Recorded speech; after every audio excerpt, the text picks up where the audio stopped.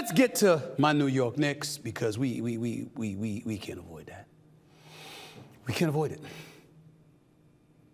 They were blown out on Mother's Day yesterday. Game 4 of the Eastern Conference semifinal matchup against the Indiana Pacers. The Knicks are depleted, I would remind y'all. So it wasn't that unpredictable that they got off to a bad start. They shot just 6 of 23 in the first quarter, but they watched as Indiana's bench outscored their own 17-0. So Sunday was the Knicks' day of reckoning when everything finally caught up to them. Injuries, player rotations, lengthy minutes, etc. Here's the bottom line. They were massacred. They were embarrassed. They were blitzed. That was a thorough, royal ass-kicking. I can't deny it. Mother's Day Massacre, Part 2. Remember 1982, May 9th? The Boston Celtics versus the Philadelphia 76ers, 121-80. Remember that? Kevin McHale wasn't even a starter. ML Carr was starting for the Boston Celtics, okay? That's what was going on.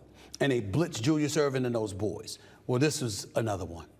And the Knicks are in trouble, but it's not because of their game. They were just tired, exhausted, not fresh legs. They got blitzed. Indiana would have missed a shot early, and then it was just too much to overcome. They were down by as many as 43 points. We get all that down to 28 at the half. All right, fine. Here's the real problem.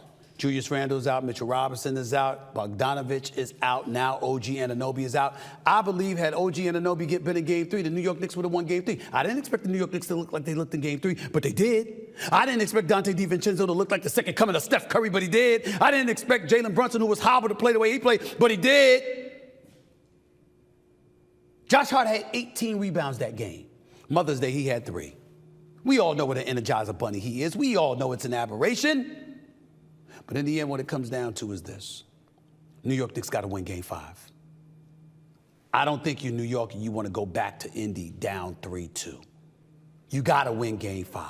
You got to put Indiana on its heels. And that way, if you need to take Game 6 off because things get out of hand early and you need to rest the dudes for Game 7, you could do that. You cannot afford to lose Game 5 at Madison Square Garden Tuesday night. That cannot happen. It cannot happen.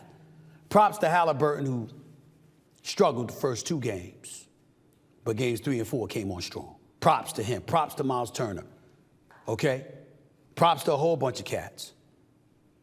Neesmith and Nembhard and these brothers, the way they've been playing defense. Neesmith against Jalen Brunson, holding him like 33% shooting. New York Knicks got to win Game 5.